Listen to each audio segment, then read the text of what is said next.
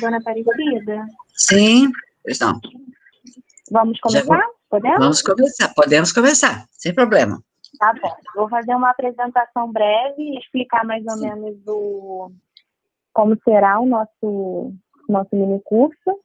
Sim. Tá bom? E a senhora já pode começar, depois que eu terminar a apresentação. Está bem, pode falar. Então. Primeiramente, eu queria dar boa tarde a todo mundo que está aqui hoje. É uma honra receber a todos e a todas, professores da educação básica e estudantes de letras também. Temos os dois públicos aqui. O nosso minicurso hoje vai falar sobre o novo normal nas aulas de português, com a professora doutora Maria Aparecida Lino, da UFRJ. O nosso minicurso tem duração de 2 horas. Quando a gente tiver 1h30 de minicurso, às 3h30 da tarde, eu vou abrir esses 30 minutos finais, eu e a Maria, que é a outra monitora, somos nós duas, Eduarda e Maria. Eu vou abrir os 30 minutos finais para interação, uma interação indireta. Quem tiver dúvidas, comentários, é só ir colocando aqui no chat público, que eu e a outra monitora vamos filtrar essas dúvidas, esses comentários, e nos 30 minutos finais a gente vai passar para a dona Aparecida os comentários e as dúvidas, ela vai responder a vocês. Tudo bem? Então, com 1h30 também de apresentação, eu vou fazer uma lista de presença, vou pedir para que todo mundo assine o nome completo aqui no chat, para eu pegar o nome de todo mundo certinho e enviar os certificados que ficarão disponíveis em breve, tá bom? Todo mundo vai receber, todo mundo que participar da reunião hoje vai receber. A gente vai estar monitorando quem está aqui mesmo. E com 1h30 eu peço para que vocês façam isso, anotar o nome. Mas só daqui a 1h30, eu não preciso anotar agora não. Eu vou enviando alguns avisos aqui no decorrer da apresentação, se for necessário. E quando tiver que fazer essas dúvidas, tirar essas dúvidas e essa interação final com a lista de presença, eu aviso novamente para que vocês assinem o nome aqui para mim, tá bom? Qualquer dúvida vocês podem colocar no chat que eu ou a Maria vamos respondê-los. Tudo bem? Então, dona Aparecida, quando quiser. Está bem, muito obrigada. Boa tarde a todos, né? Para quem não me conhece, sou professora aposentada da UFRJ, mas ainda participo como pesquisadora e como também ainda orientadora de teses, né? E como membro do grupo de pesquisa SEAD Rio, que congrega colegas professores da UFRJ, da UERJ, da UF e da Unirio. Quero agradecer efusivamente a organização da 4ª Semana de Língua Portuguesa, Faculdade de Letras da Rural, e ao convite amável dos colegas Fernando e André para ministrar esse minicurso, que eu espero contribua, né, com propostas e atividades práticas para a gente enfrentar um pouco melhor, como estamos enfrentando, né, esse momento de pandemia. E espero também que seja um momento de reflexão, né, sobre mudanças necessárias nas aulas de português, sobretudo essas aulas agora, ensino híbrido, né, por enquanto remotas, e quem sabe, esperamos, em pouco tempo, ensino presencial. Minha participação, como diz Eduardo, está prevista para 2 horas, mas eu procurarei dividir o tempo da seguinte forma: uns 30, 40 minutos agora de apresentação, depois análise de textos, com propostas de atividades, e depois ainda uma revisão, uma proposta de uma análise da gramática, sobretudo com 2 temáticas, as classes de palavras e as funções sintáticas, né? Nos minutos finais, eu espero receber, além das perguntas de vocês, também atividades que vocês estão fazendo, que vocês já, alguns são, a maior parte são professores, né, para nós trocarmos aqui, quem sabe, essas experiências. Comecemos, então, acho que poderá começar já colocando aí os slides, viu, Eduardo? Eu não sei se você poderia já começar, tá? Sim, acho que a Maria já está apresentando. Isso, pode ser. Bem, o título aqui do nosso minicurso, né, é o Novo Normal nas aulas de português, sobre a temática a educação em tempos de pandemias, desafios e estratégias. Aí está a minha participação. Bem, pode passar? Pode passar. Eu pretendo começar com esta frase, ou desse filósofo português Boaventura de Souza Santos, que escreveu recentemente, saiu agora em maio de 2020, um opúsculo, uma obra pequena, mas muito interessante, sobre a cruel pedagogia do vírus. Né? Eu vou falar um pouquinho sobre esta obra, que acho que é importante. Primeiramente, alguma coisa, um preâmbulo aqui sobre a pandemia, não é? Essa pandemia nos pegou a todos de surpresa, e muitas atividades foram afetadas, mas acho que a educação, né, foi uma das mais atingidas, sobretudo porque o ensino presencial, né, tem por base a interação face a face. Isso foi interrompido de modo muito abrupto. Né? Algumas escolas mais privilegiadas fizeram bem, se adaptaram rapidamente ao ensino remoto, mas nós sabemos que no ensino público isso não acontece.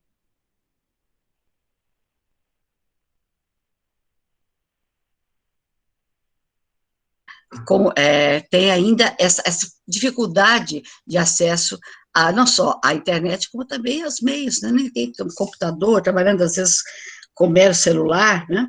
Um celular pré-pago, e disputando espaços ainda. Nós conseguimos só imaginar e ficarmos tristes com isso. Né? Eu acho que agora, mesmo com essa ideia aí, do canção do Milton Nascimento, nada será como antes, né? Nós estamos vivendo uma época de transição e não sabemos ainda como que serão os novos tempos. Né? Eu acho que, embora o uso das tecnologias já há bastante tempo tenha feito ensino à distância, universidade, sobretudo, né? Mas todos tivemos que adaptar muito às pressas essa tecnologia. E o impacto tem sido muito grande. Vocês sabem, a estatística do último censo populacional, por exemplo, mostra que no Brasil há 8 milhões de residências compartilhadas por várias pessoas. Né? Mais de 1 milhão morando em casas que não têm mais 1 ou 2 cômodos. O aumento do desemprego, a informalidade, né, agravaram mais a situação. Esse auxílio emergencial do governo, a alternativa para evitar um caos social, né, era previsto primeiro para 35 milhões de pessoas, pois nós vimos que chegou a um total de 65 milhões. E sem ainda contar que no Brasil, nós temos quase 100 milhões de pessoas que não têm acesso ao saneamento básico. Eles ainda moram em casas paupérrimas e ainda têm dificuldade, né, de acesso até à água potável. Pois bem, agora, esse vídeo, esse livro que nós estamos falando aqui, da cruel pedagogia do vírus, o filósofo português Boaventura, como eu disse, né, ele fala da vulnerabilidade de outros povos também, em países como Ásia, África, América do Sul, sobretudo Colômbia, Venezuela, Peru e Brasil, está na estatística aí. E isso afeta principalmente populações indígenas, ribeirinhas, quilombolas, habitantes das periferias das grandes cidades, que infelizmente nós conhecemos bem na nossa realidade aqui, né? Mas, resumindo, por que esse título? Ele diz assim, uma das teses do livro é a seguinte: o vírus talvez possa nos obrigar a pensar, a refletir mais sobre os graves problemas da sociedade, que já adotou há bastante tempo um modo de viver incompatível com os recursos do planeta. E, muito menos, né, a falta de solidariedade e a busca pelo bem comum. A desigualdade social tem aumentado a separação entre as pessoas, que vivem um modelo das classes abastadas e que pregam um consumo, né, que eles podem ter, mas o povão não pode. né?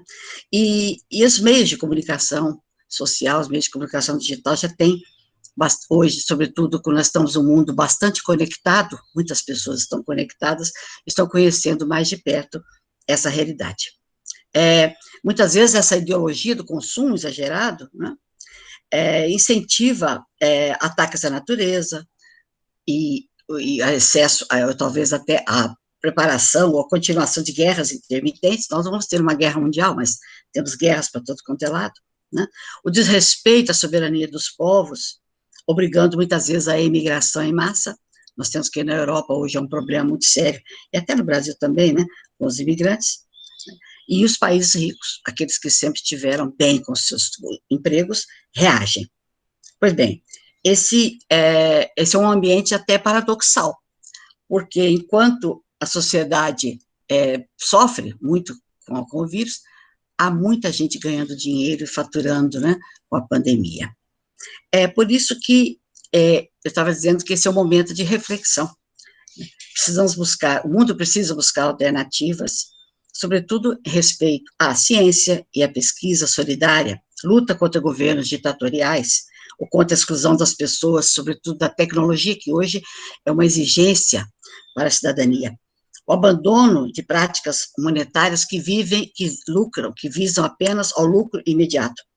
A necessidade de, talvez, voltar o interesse para a sabedoria ancestral dos povos, mais incentivo à educação, sobretudo a informação qualificada, a combate às fake news, né? O respeito e a proteção à natureza, enfim, aos vários biomas que nós sabemos que são muito frágeis. E, talvez, pensar num estilo de vida mais simples. Eu sei que é muito difícil falar isso, talvez seja até uma utopia que ele estava pregando no livro lá, e eu também concordo, né? Mas é preciso que nós pensemos sobre isso, e reflitamos sobre... Eu não acredito que vá mudar o mundo, mas as cabeças poderão, sendo aos poucos, né, mudar. Talvez esse modelo de desenvolvimento predatório tenha que ser revisto, né, e uma nova forma de viver em sociedade. Agora, o próximo aqui, por favor. Próximo, não, um minutinho só aqui. Eu gostaria que... Não, volta um, por favor, exatamente, eu não falei ainda dos objetivos. Pode voltar, por favor? Isso. O objetivo aqui maior desse curso é, primeiro, analisar como que essas TICs, né, as tecnologias da informação e da comunicação, também vieram ajudar ao andamento das aulas de português. Sempre e tudo a gente pode aprender alguma coisa, né? E o objetivo é provar um pouquinho a vocês, ou tentar pelo menos passar, que tipo de atividades podem ser feitas para melhorar esta situação, né? E partimos de uma hipótese básica.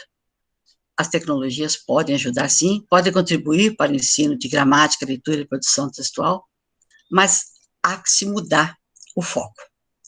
Nós sabemos que o ensino tradicional, estou falando daquele bem tradicional mesmo, né? Eu respeito todas as tentativas dos professores de mudarem isso, tá bem? Mas o ensino tradicional tem que ser bastante descritivo e prescritivo. Muitas vezes é a descrição do elemento linguístico e o seu uso em frases soltas, artificialmente produzidas, às vezes, para apenas como exemplificação. Nós temos que ter uma opção incondicional por uma forma de refletir mais sobre a funcionalidade dos elementos linguísticos e discursivos nos textos. Eu acho que já há bastante tempo as pessoas já aceitaram isso, de que o ensino tem que partir do texto. Mas isso não quer dizer, de forma nenhuma, que nós abandonemos a gramática. Ao contrário, tem que haver uma integração entre gramática, leitura e produção textual. Essa é uma das nossas... E para que a gente pense um pouquinho aqui, eu não poderia dizer para vocês que eu sou nenhuma especialista em tecnologia digital, né? Apenas sou uma usuária, como é. E dentro dessa temática aqui, que seria o novo normal, essa é uma expressão que passou a significar essa modificação em relação à vivência do mundo atual, né? E a necessidade de adaptação. O Darwin dizia que na evolução das espécies, não são os mais fortes que sobrevivem, mas aqueles que sabem se adaptar às mudanças. Portanto, nós temos que fazer isso, né? O meu objetivo aqui, então, com você, um pouco mais, o meu objeto de estudo, eu acredito que seja muito mais produtivo, é justamente essa, a comunicação pelo texto e pelo discurso, que é o nosso objeto de análise há já bastante tempo, né? Então, a próxima, pode passar o próximo, eu teria que voltar um pouquinho a retomar essa teoria da comunicação. Sei que é uma coisa bastante antiga, né? Já no século XX, não antiga porque é século XX, né? Nós tivemos a teoria da comunicação que focalizava, sobretudo, a interação entre emissor e receptor. O linguista romeno, né, Jacobson, escreveu livros sobre isso e fez as famosas funções da linguagem, em que ele procurava chamar a atenção que a linguagem tem múltiplas funções, né? Entre as principais, a referencial, por exemplo, que é informativa, voltada para o conteúdo, a metalinguística, para a descrição dos processos da própria linguagem, a conativa, por exemplo, para o processo da interação, a poética, sobretudo voltada para a mensagem, né? E também, né, a importância, né, de uma volta para a interação emissor e receptor. McLuhan, um grande também teórico da comunicação, deixou uma afirmação, uma constatação fundamental para nós. Ele diz assim: o meio é a mensagem. Eu acho que isso se torna uma grande verdade, sobretudo, né, nos nossos dias digitais. Por quê? Ele buscava realçar a importância dos meios de transmissão das informações, que já era notória no século XX. A gente percebe que nós tivemos grandes mudanças tecnológicas e um avanço imediato no século XX. Veja bem, o mundo começou a se comunicar antes, no final do século XIX, pelo código Morse, pelo telefone, depois pelo telex, pelo rádio, com os vários usos, então, de fio, voz, né, código. Mas depois o cinema trouxe, por exemplo, a possibilidade, né, de imagens gravadas e som. Era muda depois o som. E na década de 40, 50, nós vimos tudo isso mixado em um tubo de televisão instalado nas casas das pessoas. Imaginem qual foi a revolução da televisão até hoje, né? E qual aprimoramento dessas tecnologias nós tivemos no final do século XX, né?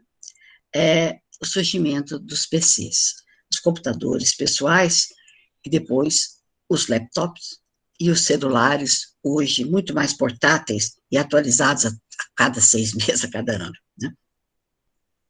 Com o avanço das redes da internet. Vocês imaginem quando nós imaginamos aqueles tijolões que eram, né, os celulares, ou os computadores, que a princípio eram apenas das Forças Armadas ou da ciência, e ocupavam salas, muitas salas, um computador. Vocês imaginem hoje tudo isso, milagre da internet, milagre das redes, né? Então, McLuhan mais ou menos mostrou, o meio é a mensagem, quer dizer, qual a importância do meio da comunicação e, sobretudo, essa comunicação digital. Pois bem, mas Jacobson declarou também aqui, né, que havia comunicação emissor-receptor, e ele chamou atenção para os ruídos da comunicação. Nós sabemos que os ruídos acontecem não só nos meios físicos, como acontece até hoje, né, de vez em quando a internet cai, aliás, a quase todo momento, né, mas nós temos divergências na concepção de mundo, nas experiências individuais. Os fatores que interferem na comunicação não são fáceis. Portanto, talvez o maior problema mesmo da comunicação é o próprio ato comunicativo, né? Comunicar não é fácil. Nós sabemos disso. Próximo, pode ser? Próximo slide, por favor. E pensando, então, nesse ato comunicativo, nós vamos parar um pouquinho para pensar sobre isso, seria mesmo, o que é comunicar? O esquema de Jacobson, que é emissor, receptor, meio, mensagem, funções, etc., precisou ser revisto pelos teóricos da comunicação, e, sobretudo, né, alguns teóricos, como, por exemplo, Benveniste, que diz a importante localização dos sujeitos no ato da linguagem.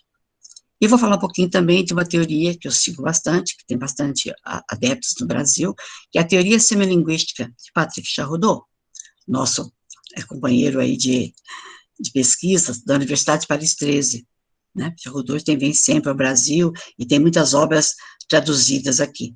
Pois bem, dentro da teoria comunicativa dele, ele avança um pouquinho dizendo que a importância do ato de comunicação, ou seja, né, nós temos que prestar atenção na encenação do ato de linguagem. Essa encenação também não é novidade, eu sei que outros falaram isso, mas ele chama atenção para a situação. E como que é essa encenação? A palavra encenação não é de fingimento, sim, mas significa o próprio ato teatral. Ele vem de uma pesquisa mise-en-scène, né? A pesquisa dele baseia-se numa preocupação em descrever todo o ambiente da comunicação, sobretudo o cenário, os atores, né, o texto, enfim, o som, a luz. Isso tudo acontece não só no teatro, no cinema, mas também nos meios de interação face a face, ou nos meios de interação, como nós estamos tendo aqui, face a face, né? E, sobretudo, temos que prestar atenção aqui na noção de situação de comunicação, é onde se localizam os interlocutores, com as suas identidades sociais, né, subjugados a regras de um contrato de comunicação válido para qualquer interação. O código, a língua, corresponde ao material verbal, mas ele pode ser completado por diferentes semioses, como, por exemplo, a gente pode pensar aqui na imagem, no som, nas cores, no movimento, enfim, tudo isso faz parte desses meios de comunicação. E só há duas formas, nós temos que escolher na língua, no código, os elementos linguísticos, mas eles têm que ser dispostos em regras também, através dos chamados modos de organização. O que é isso? São os princípios de organização desse material linguístico, que só pode acontecer, né, com a finalidade comunicativa, se você quer descrever, se você quer narrar, se você quer argumentar, se você quer enviar uma ordem, né, enfim, nós temos os chamados modos de organização do discurso, que o Marcuse, por exemplo, em Guédor, chama de tipos textuais, narrar, descrever, argumentar. E depois, tudo isso junto, formaríamos o texto. Na verdade, o texto é o resultado material das escolhas conscientes ou inconscientes feitas pelos sujeitos, todas condicionadas pelas restrições impostas, não só pela situação de comunicação, mas também pela identidade e pela identidade dos seres interagentes, né? E nós teríamos, então, aqui todos esses processos ligados ao processo de compreensão e interpretação, que estão ligados às regras de interpretação de texto, né? Então, a importância que nós temos de considerar esse ato, nós estamos aqui também ensaiando, encenando alguma coisa. Vocês aí, infelizmente, não vou poder vê-los, né? Mas sei que estão me ouvindo, e, portanto, nós estamos encenando um ato de comunicação aqui. Bem, eu poderia citar aqui um exemplo de uma situação de comunicação, por exemplo, uma rede de lojas, por exemplo, necessita de um gerente. Coloca no jornal o seguinte anúncio: rede de lojas procura gerente de vendas que tenha idade acima de 30 anos, experiência em gestão, que saiba coordenar uma equipe e seja fluente em inglês. A gente percebe que, logo, nós temos escolhas que nos vão permitir identificar aí o modo descritivo, né, de organização do discurso. Mas poderia, logo em seguida, passar para um modo argumentativo. Por exemplo, se você for um excelente vendedor, pode ter sua independência financeira em apenas 1 ano, aproveite, não perca essa oportunidade. Nós já mudamos agora para o modo argumentativo, né? Enfim, o que deve mostrar a vocês aqui é que nós temos um gênero textual, propagandístico, anúncio de emprego.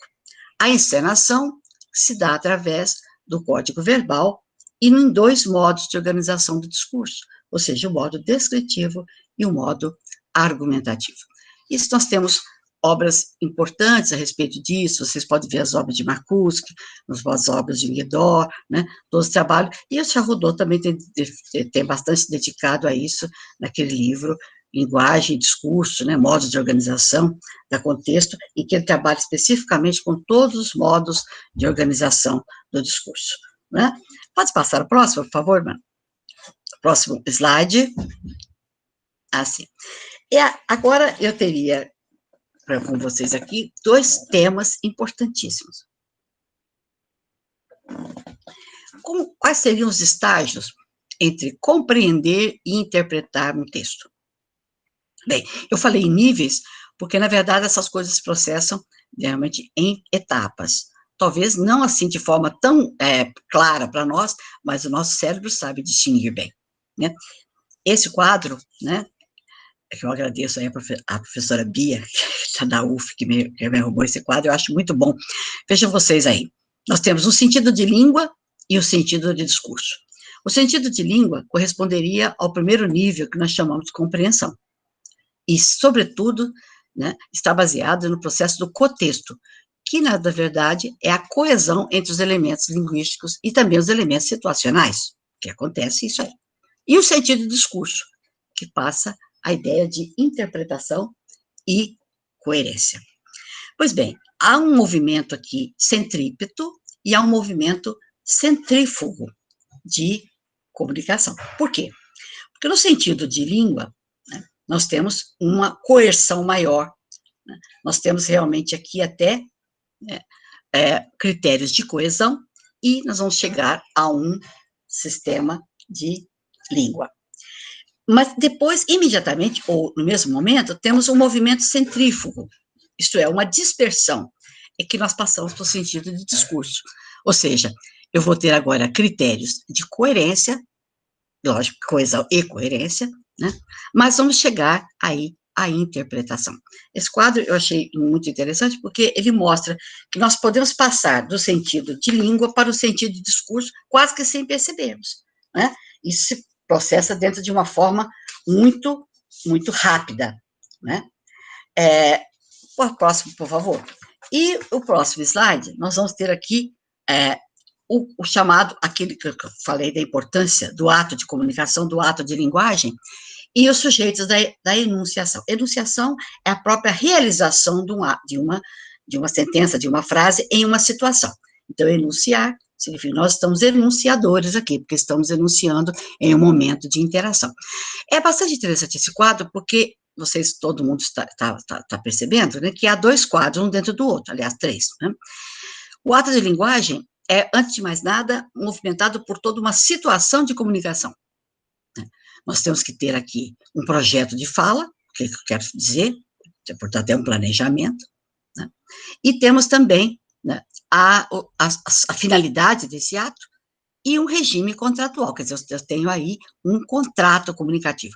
Contrato, sim, porque o termo parece meio jurídico, mas é isso mesmo. Para cada fala que nós estamos enunciando, nós temos um contrato comunicativo. Ele está implícito e é aceito pelos interagentes, né? Do lado esquerdo, nós temos aqui o locutor, que é o sujeito comunicante, ou, na verdade, é um ser social, porque somos seres sociais, somos seres psicológicos sociais, né, que falam para um quadro interior da língua, que é o quadro do dizer. Enquanto aqui nós estamos no externo, no quadro do fazer, né, no interno nós temos o quadro do dizer. Portanto, aquele sujeito comunicante, ele se transforma num sujeito enunciador, porque agora ele se transforma num ser da fala. É lógico que a fala oral, fala escrita, que esteja realmente num livro, ou num folheto, ou numa revista, não importa aí o meio, nesse caso, né? Quer dizer, qualquer um seja o meio. Mas só que esse eu enunciador, ao mesmo tempo, ele prevê, ou ele imagina, ou ele fabrica um tu destinatário, que também é um ser da fala, que ele vai estar exposto na sua fala. Mas acontece que não existe esse ser destinatário, que ele é hipotético.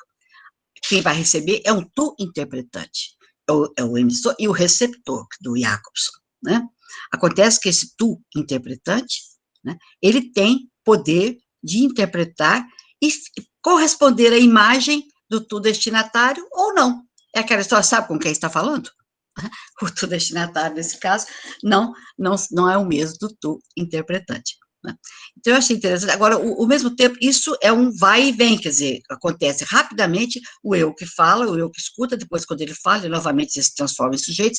Esses 4 que a gente poderia depois desdobrar em outros 4, enfim, há uma dinâmica do ato de comunicação. E todos eles estão bastante conscientes das restrições e das manobras comunicativas, não é? Nós temos, então, de um lado, aqui os seres sociais, que nós chamamos,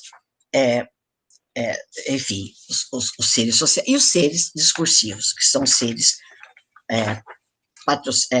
protagonistas do ato de comunicação. Às vezes acontece que a pessoa imagina um destinatário e manda, por exemplo, um e-mail, já sabe, mas o outro recebe aquilo e se ofende, porque nessas vezes, então, nós sabemos que o destinatário, né, não foi o mesmo do interpretante, porque pelo menos eles não se homogeneizam nesse caso aí. Voltando ainda à ideia de compreensão que estava no quadro anterior, né, nós percebemos que, às vezes, nem sempre é fácil compreender muito bem qual o grande problema da interpretação nas escolas hoje, eu poderia pensar assim, né? É que, na verdade, há uma complexidade de fatores que envolvem aí. Uma delas é o conhecimento do ser social que está falando, né? É o conhecimento da situação, é o conhecimento, enfim, de todo o contexto. Contexto é uma coisa mais ampla do que contexto, né? Eu tenho mais ou menos um quadro aqui também para mostrar um exemplo para vocês, que isso foi feito, enfim, por nós, mas também pelo Charrodot lá na França. Ele diz assim: apresentado o seguinte enunciado: não se mendiga um direito, o direito é obtido por meio de uma luta digna, justa. Apresentado esse quadro para a pessoa, a pergunta é: quem é esse ser que está falando? Qual seria o sujeito comunicante? A pessoa não sabia quem era. Então, vários disseram que estaria defendendo a luta pelos direitos humanos, né? A luta pelos trabalhadores, podia ser um sindicalizado, enfim. Ou então ele estaria defendendo os oprimidos, que está falando em direitos, liberdades, né? Poderia ser um revolucionário, poderia ser um militante. Quando se descobriu quem era, as pessoas ficaram realmente decepcionadas. Quem falou isso foi Hitler, no seu livro Minha Luta, é um dos seus aforismos. Veja bem, não se mendiga um direito, o direito é obtido por meio de uma luta justa, digna. E agora, com o conhecimento da situação, conhecimento do enunciador, né? Conhecimento do sujeito comunicante, eu acho que nossa interpretação seria muito diferente. Então, por isso que no momento da interpretação, às vezes o aluno, a criança, né, não está atento a esses problemas e às vezes por isso a dificuldade da comunicação. Pode passar o próximo, por favor? Próximo slide, mas,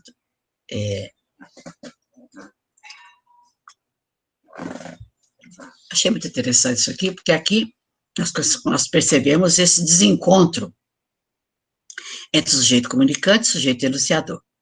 Vocês observem, né, que essa descrição maravilhosa aí, tem 1,90 m, louro, olhos azuis, super bronzeado, tipo atlético, solteiro, 30 anos. E você? Observe como ela também recebeu do outro lado e diz: eu sou modelo, morena, magra, olhos verdes, e minha boca é super sensual. Não sei se daria uma paquera apenas virtualmente, né? Porque quando eles se encontrarem, que decepção. Nós teríamos os sujeitos comunicantes muito diferentes desses sujeitos enunciadores aí, porque você observa, então, o que é o sujeito comunicante e o enunciador. O que ele passou, a imagem que ele passou, e pensando nela como destinatário, e ela também pensando nele como um destinatário. Imagine quando eles se encontrarem pessoalmente, né? Pode ser um fake news isso aí? Tá bem. Próximo. Também pensando nesse processo de compreensão, nós estamos falando de compreensão e interpretação, né?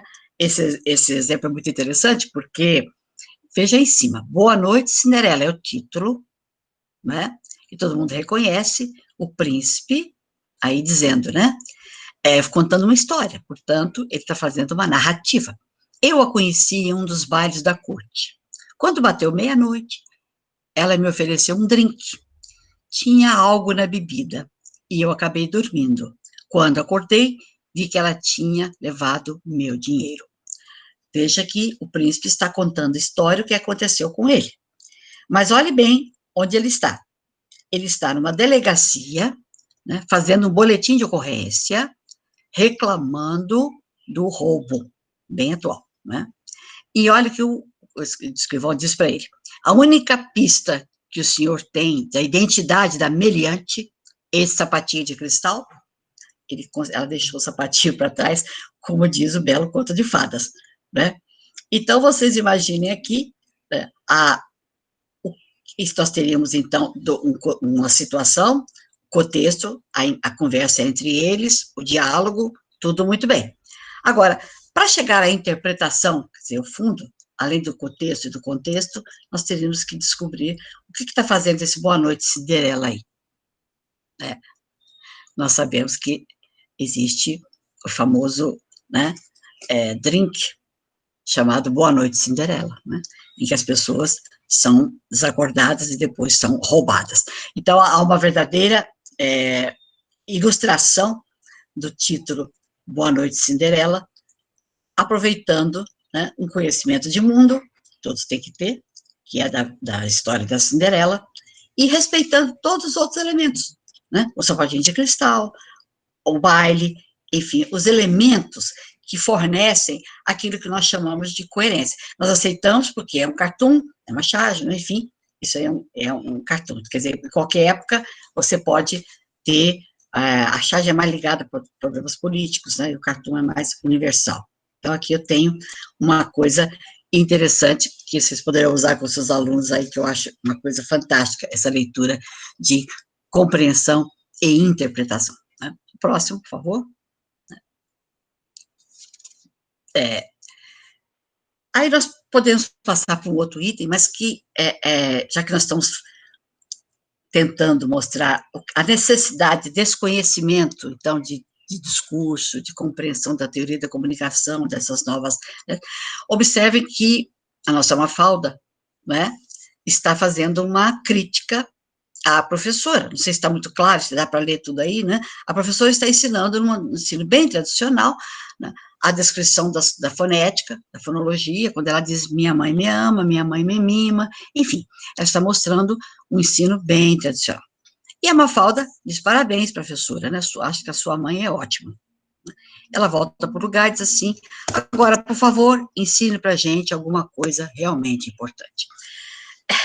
Eu acho que o Quino tem essa facilidade, né, de mostrar a crítica que está por claro, e quem conhece bem o Quino sabe que ele é o escritor que, pela que ele terminou o personagem da Mafalda, mas todos nós nos divertimos muito com a Mafalda, né, criticando aqui aquele ensino puramente, né, de reconhecimento das sílabas, das palavras, dos sons, enfim, é um processo de alfabetização. Ninguém está criticando o processo e fim de alfabetização, mas ela está indo um pouco além. Isso é muito pouco para o ensino, né? O ensino tem que ser mais coisas. E podemos passar para o próximo slide, em que diz, próximo, por favor, como ainda é problemático. Outro exemplo aí, que é bastante interessante também, que vocês vejam, o que mudou nessa frase? A professora está perguntando. É frequente o descaso com o ensino público. E o menino olha e diz, nada, realmente, né? O que permite esse nada que seja dito pelo garoto aí? Primeiramente, olha novamente a importância da situação, né? A precariedade da sala de aula, né?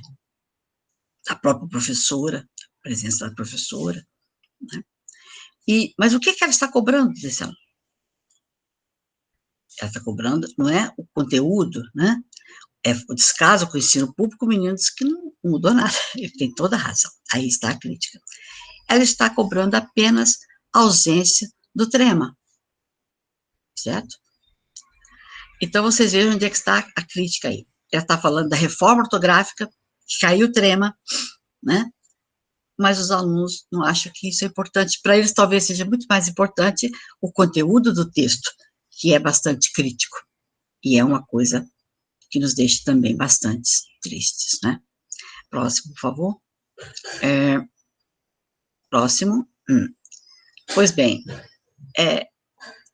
esse processo de conscientização do ensino público, né, da década de 80, nós tivemos um novo termo, que é bastante interessante, que você já deve ter lido bastante sobre isso. A diferença, ou pelo menos a substituição do termo alfabetização pelo termo letramento, né? É que essa noção de letramento, ela engloba hoje um conceito muito mais amplo que a alfabetização. Recobre práticas de leituras diversas que visam desenvolver a capacidade leitora de cada aluno. Ora, nós sabemos que há vários requisitos para o letramento, e eu acredito que a noção de letramento que foi trazida por Magda Soares, né, quando ela disse que o letramento se faz a vida toda. É preciso entender que a cada momento que nós aumentamos a nossa capacidade leitora, nossa capacidade crítica e nosso conhecimento, nós estamos letrando-nos, quer dizer, a noção de letramento é isso. E a própria Magda diz também que a nossa cultura é grafocêntrica. O acesso hoje ao letramento, ela diz assim, né, é um valor positivo absoluto, quer dizer, nós temos necessidade cada vez mais disso, né, que traz benefícios a todos os indivíduos e à sociedade, como uma forma não só de lazer, de prazer, mas aquisição do conhecimento, enriquecimento cultural, ampliação do convívio social, né, a interação e cada vez melhoria de condições de vida, uma vida profissional, né. Mas letramento significa aquisição do conhecimento dentro de um contexto, e que a leitura leve em conta, né, o uso social do texto. Isso implica fazer da linguagem uma concepção social e interativa. É não apenas uma forma de aquisição de conhecimentos, apenas de informações, né, mas uma forma, como está lá nos PCN, né, uma forma do desenvolvimento de suas competências, suas habilidades individuais. E é um processo interdisciplinar. Não é possível mais ficar nas costas do professor de português apenas ensinar a ler. Eu sei que isso ainda, nós carregamos esse cargo nas costas, né? Ah, não sabe ler, vai falar com o professor de português. Mas o próprio Zé Carlos Azeredo tem um livro, um artigo, que ele fala, é preciso ver que todos os professores são responsáveis pelo ato de ler. Não é possível mais. A alfabetização, talvez, fique a cargo dos professores de alfabetização. Mas a leitura hoje é interdisciplinar. Todas as disciplinas têm que cuidar disso, porque o aluno, sem entender bem um problema de matemática, ele não vai resolver esse problema. Uma vez eu orientei um trabalho em que a aluna pegou exatamente menininhos de segundo, terceiro ano ainda, né, lendo problemas de matemática. Eles não entendiam, eles não eram alfabetizados, então não conseguiam resolver também os problemas de matemática. Os problemas de história, né, ler um texto de história não é fácil, nós sabemos disso. Embora os livros didáticos estejam apropriados, nós sabemos que há uma dificuldade grande e é preciso ler. Só se aprende a ler lendo, só se aprende a escrever escrevendo. É igual andar de bicicleta, né? Temos que andar para isso. Então, a noção de letramento hoje tem sido tratada pela Roxane Rojo, pela própria Magda, por todos aí que trabalham com alfabetização, e acho que é uma coisa que a escola precisa levar muito a sério mesmo, né? E acho também aqui que cada vez mais nós temos que transformar o nosso aluno numa pessoa independente, e ainda mais com a internet hoje, com essa facilidade de busca de conhecimento, ele precisa saber procurar trazer para si o que ele precisa. Poderia passar o próximo slide, por favor?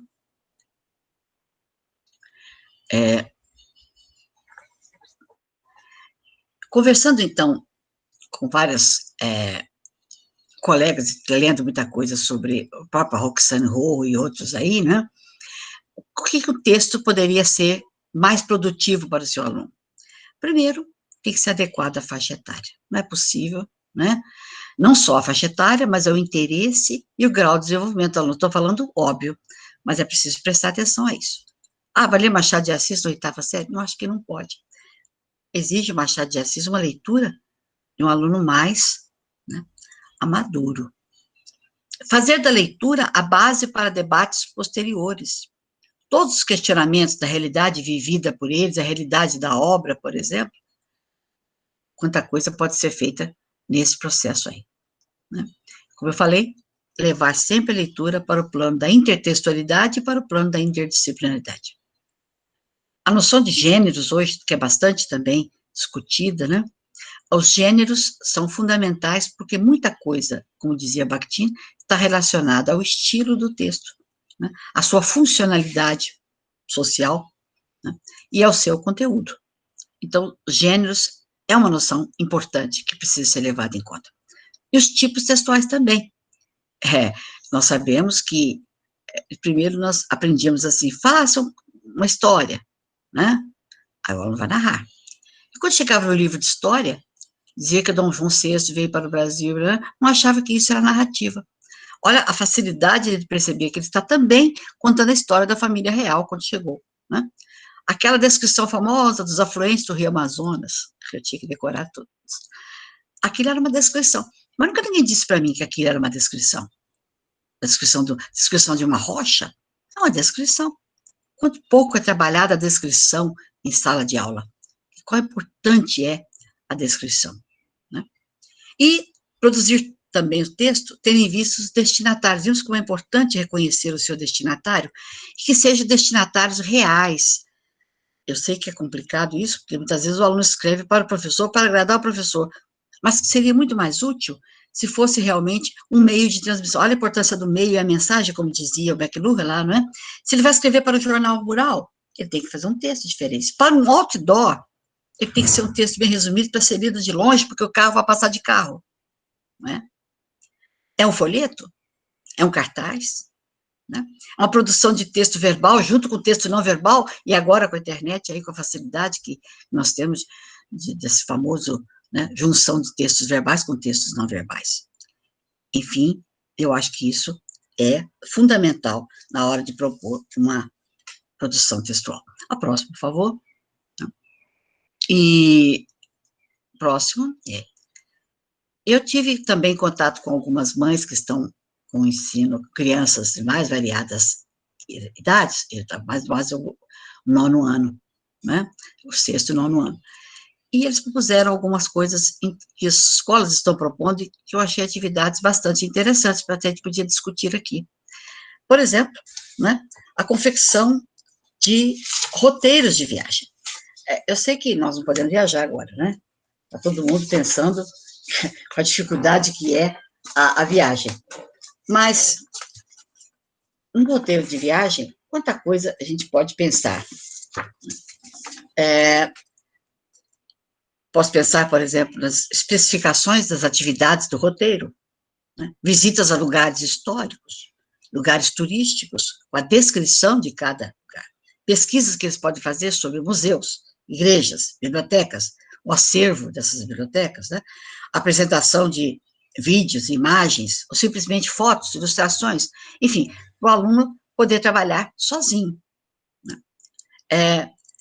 Eu acho que o maior objetivo aqui é uma pesquisa autônoma, informações sobre lugares históricos, a duração da viagem entre uma cidade e outra, né? A indicação dos passeios, a duração até de horas, uma logística, por exemplo, né, para todo o planejamento da viagem, a arrumação das malas, a ida ao aeroporto, hoje paga-se excesso de bagagem, né? A reserva de hotéis, transporte entre as cidades, uma lista de compras possíveis de cada lugar. Olha quanta coisa ele pode simplesmente com isso, confecção de roteiro de viagem. Eu acho essa atividade bastante interessante. Outro é a montagem de um cardápio, já que nós estamos em época de dietas, né? Para uma semana, com 4 refeições diversificadas, refeições saudáveis, refeições, enfim, aí veganas, enfim, como quiser, né? Esse cardápio, por exemplo, poderá aparecer o valor nutricional de cada alimento, a sua composição proteica e tantas outras coisas aí. Proposta de confecções de horóscopos. É interessante o horóscopo também, tem uma técnica de fazer horóscopo, né? Para bombeiros, para aviadores, para surfistas, para donas de casa, enfim, para professores, enfim. ele poderá pensar não só os vários signos, né, porque tem que pensar nos horóscopos por vários signos, né, e ver a característica de cada signo adaptada a cada profissão. Sabe que o horóscopo tem que agradar aquele que for ler o horóscopo, né? É mais atrativo para cada tipo. Outra coisa também, a confecção de cartões, não sei se se faz isso, mas pode ser cartões de felicitação, hoje tudo online, né? Para amigos em situações diferentes, aniversários, formaturas, vitória em concursos, enfim, ou algum empreendimento, noivados, casamentos, se é que ainda tem isso ainda, né? Análise de charges em diversos contextos. A charge é interessante porque ela tem que ser localizada, porque o forte da charge é a crítica, o humor e o veículo que está sendo localizado, revista, imprensa, internet, também hoje nós temos muitos, né? O objetivo deverá o aluno perceber qual o problema, a dificuldade de compreensão, justamente porque ele não conhece o contexto político e social em que se passa a charge. É necessário que ele faça leituras não só do texto verbal, mas também do texto não verbal, com atenção para a imagem, a caricatura, né, as expressões faciais, a interação texto verbal e imagem, e, sobretudo, o conteúdo, porque é uma crítica, geralmente, a alguma coisa que está acontecendo, ou já aconteceu. Outra coisa também é textos por meio de paródias. Há tantas músicas, né, conhecidas, e hoje é bastante comum também aparecer as críticas sociais, as transferências para o meio escolar, sobretudo, com a análise de paródias. Enfim, poderá dar debate sobre bullying, né, atitude da turma com a vítima, a importância da relação colega, né, aluno, professor, direção, etc. Para essa atividade, a necessidade de levantamentos de expectativas, ativação de conhecimentos prévios, né, hipóteses, objetivos, tudo tem que ser com um objetivo muito claro. Cada elemento, cada produção textual, cada conteúdo a ser dado à turma tem que ter muito claro os conhecimentos prévios, as hipóteses, os objetivos e o estilo a ser utilizado, né? Discussão também importante aí sobre liberdade de expressão, mas, sobretudo, respeito ao outro, né? A princípio da ética, enfim, aquela famosa pergunta, o que gostaria que fizesse a você? Né? Enfim, eu acho que essas atividades bastante interessantes, depois eu gostaria de receber mais algumas de contribuição de vocês aí que estão nos assistindo, tá bem? Pode ser a próxima aí,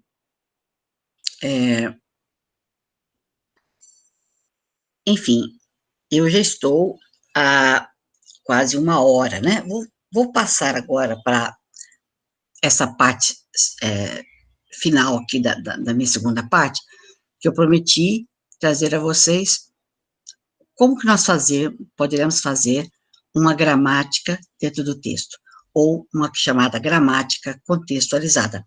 Existe um livro da Irandé Antunes, saiu pela Parábola, justamente com esse título, Gramática Contextualizada, em que ela fala justamente da importância de não se desprezar a gramática. As pessoas pensam que ensino de texto, ensino de leitura, redação, não tem nada a ver com gramática. Meu Deus, isso é um maior absurdo que já disseram por aí.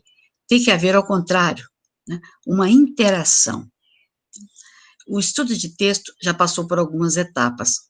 Ele primeiro foi só transmissão de conteúdo. Dava-se texto para saber o que o autor está dizendo. Que era uma grande interpretação de texto. Depois, ele passou a ser um mero pretexto para análises linguísticas, voltando à análise da frase. Grifos adjetivos, grifos substantivos, grifos verbos, o pretérito perfeito, etc. Tivemos muito tempo isso. E estamos agora numa terceira fase, que eu espero que seja melhor. Ligadas a essa noção de teorias da comunicação, teorias da análise do discurso, percebemos quais são as atividades dos sujeitos dentro do texto. São sujeitos, como eu falei, sujeitos enunciadores, sujeitos comunicantes, né? Na construção dos sentidos. E tudo se faz com linguagem, né? E tudo se faz com discurso. Não há língua sem discurso, nem discurso sem gramática. Portanto, é uma ilusão achar que nós podemos fugir da gramática. A linguística textual, todo mundo já deve conhecer, né? Temos quase 30 anos de linguística textual, grandes escritores aí, grandes teóricos da linguística textual, que disseram o seguinte: a linguagem tem que ser observada do seu ponto de vista socio-interacional. Ou seja, não se pode separar a dimensão gramatical de outras dimensões que fazem o sentido do texto. E entre essas concepções, nós temos justamente o trabalho dos sujeitos discursivos e sociais. Mas, em vez de centrar num ensino ainda, né, mais descritivista e normativista, relacionados apenas à gramática da frase, como infelizmente ainda nós vemos nos livros didáticos e ainda vemos com uma orientação geral, nós temos que partir para essa ideia de um ensino adaptado às necessidades dos educandos, sim, né, mas o que os leve a refletir sobre a função dos elementos gramaticais na construção dos sentidos do texto. É isso que interessa, é ver, né, uma análise. O que os elementos linguísticos estão fazendo ali? Qual a forma? Então, em vez de centrarmos na pergunta o que o autor quis dizer, talvez uma outra questão que poderá ser junto a essa, poderá estar junto a essa, né? O quem o texto faz falar, primeiramente, né? Como que ele fala? Em vez de ver o que, é ver o como. E o para quê? São duas perguntas importantíssimas. Ao observarmos o como, nós estamos vendo no processo de construção dos sentidos do texto. E aí é que está o X da questão. Eu sempre tenho uma historinha, que eu vou fazer um parênteses, contar essa história, que eu acho que ela ilustra bem. O aluno traz uma gramática internalizada e que ele é capaz de reconhecer em qualquer elemento situacional. Veja bem, eu estava numa pequena excursão com a família, indo para Angra dos Reis, e minha cunhada, minhas sobrinhas, minhas coleguinhas. E a minha cunhada, muito zelosa da filha, né, disse assim, fulaninha, não vou dizer o nome dela, você já comeu seu biscoitinho? E trouxe o seu leitinho? Ofereceu para a coleguinha? Ela olhou para o alto, assim, muito, deu um suspiro e disse assim, minha mãe pensa que eu sou um bebê, só fala no diminutivo. Isso ela tinha 6 aninhos. Vocês imaginem como esse exemplo eu cito, porque ele serve para ilustrar algumas coisas aqui. Veja o que ela fez. Uma análise discursiva, análise do discurso da mãe, né? Usou, né, uma nomenclatura gramatical sem nenhum problema, diminutivo, e percebeu a funcionalidade do diminutivo naquele contexto, naqueles textos. Ou seja, foi perfeita a análise. E eu sempre cito esse exemplo para mostrar que não há mal nenhum de você dar para o aluno, por exemplo, a nomenclatura gramatical. Não sou contra nenhum. É muito mais importante ela entender o que é um diminutivo e o que é um aumentativo. O que não pode, que eu penso que ainda é um problema para a escola, né, é o excesso de centralização em alguns itens, como, por exemplo, decorar conjugação verbal dos verbos irregulares. Aquele decoreba que não adianta nada. Né? Lista de coletivos, ou a diferença entre substantivos abstratos apenas decorando. Ele precisa entender realmente a funcionalidade. Isso eu acho fundamental. Pode passar o próximo. O próximo, por favor.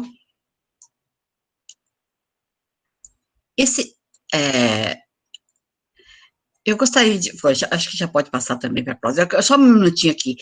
Que, em vez de focalizar os itens gramaticais com uma visão descritiva e normativa, deve-se propor, né, uma reflexão sobre a função dos elementos na construção dos sentidos do texto, que eu acabei de fazer aqui, né? E nós vamos tratar aqui de duas funções, a função dos substantivos e dos conectivos em textos, né? O próximo agora, por favor. Vocês vejam aqui, essa eu vou chamar de charge, porque acho que eu só não sei se o autor não deu para ler aí. Veja como o contexto é importante para entender. Vocês estão reconhecendo, né? Mas há um deputado aí que usava o seu helicóptero para transportar cocaína, e uma vez ele foi pego em flagrante, com helicóptero, 400 quilos de cocaína, isso é pouca coisa, né? E, antes de preencher, talvez o seu helicóptero, né? Olha o que o outro disse. Pó, pó, pó, pó, pó, pó. E todo mundo entendeu, né? Observe que nós não temos nem as palavras escritas. Talvez a gente nem precise delas, nós falamos muito rápido. O que mais nós captamos são as sílabas tônicas, a entonação, né, das frases, o contexto, a situação, enfim, a compreensão se dá através de todos esses elementos. Né? E por isso que nós entendemos, por exemplo, os sotaques regionais, que são bastante diferentes. O mineirinho falando, o nordestino, um paulista, um carioca, né? E nós nos entendemos muito bem, porque, como eu disse, nós captamos os fonemas e os elementos distintivos da linguagem, o contexto, a frase e o texto. Pode passar para a próxima. O próximo slide, por favor. Eu queria também, todo mundo deve conhecer esse texto, mas acho fantástico. Um texto feito só com substantivos. Observem, aqui, eu não vou ler o texto, é muito longo, né? Você deve conhecer também, mas observem aqui que a opção do autor de fazer uma sequência de substantivos, mas não aleatórios. Então, a sequência textual é importante. E se eu tiver que ler, eu vou ter que ler também colocando os pontos, né? Chinelo, vaso, descarga. Pia, sabonete. Água. Escova, creme dental, água, espuma, creme de barbear, pincel, espuma, gilete, água, cortina, sabonete, água fria, água quente, toalha, creme para cabelo, pente. Então, nessa sequência apenas de substantivos, observem que os nomes são dados às coisas especificamente de acordo com a sua nominalização, o seu reconhecimento, né? Mas quando ele faz uma sequência assim, por exemplo, escova, creme dental, água, espuma, creme de barbear, nós sabemos que ele está escovando os dentes, né? E está fazendo a barba. Certo? E depois que diz água fria, água quente, toalha, pressupõe que ele foi tomar banho. Né? Então, vocês percebem que a intenção do autor aqui não foi fazer uma mera lista de substantivos. E nós podemos ainda perceber que alguns são seguidos dos seus determinativos para mostrar, então, a sua finalidade. Observe que nós temos, exemplo, volta um pouquinho o texto. Ah, tá, tem razão. Eu só queria mostrar aqui. Nós temos, por exemplo, creme de barbear. Então, esse de barbear justifica creme. Né? E, às vezes, ele tem ali creme dental. Eu podia ter falado creme para os dentes, né? Para que o aluno perceba, então, a construção. Acho que agora pode passar para o próximo, então, aqui. O próximo slide, por favor. E vocês percebem que o uso dos substantivos e a aplicação dos itens. A escolha mostra que não é uma lista de palavras, mas substantivos em sequências que indicam o passar do tempo. Olha como o substantivo pode marcar o tempo. Então, não precisa ser apenas o verbo. Né? Ações e objetos. Ações porque se ele faz o creme de barbear, ele está fazendo a barba. Né? Os objetos usados no cotidiano. Então, quando fala chinelo, vaso, descarga, já temos 3 coisas aqui. Levantou-se, calçou o chinelo, foi até o vaso, fez xixi e deu descarga, né? Lá na frente ele diz assim, pasta, carro. Ora, ele pegou a pasta e o carro, foi para o trabalho. Mas quando diz assim, mesa, toalha, cadeira, copos, pratos, talheres, ele já está numa mesa de restaurante, num outro tempo. Né? Então, os substantivos têm uma função. São substantivos concretos, né? Nomes de cada objeto. Os nomes são usados com expressões caracterizadoras, para indicar o tipo de objeto, por exemplo, copo de papel, né? Mas, às vezes, serve também para indicar a finalidade. Creme para cabelo. Observe o uso das preposições, das chamadas locuções, né? Adjetivas que são determinativas. No caso, quanta coisa se pode fazer com o estudo do substantivo com esse texto, né? E depois eu podia fazer um desafio para o aluno. Ele poderia partir de uma produção textual, baseado nesse texto, acho que pode passar para o próximo slide, né?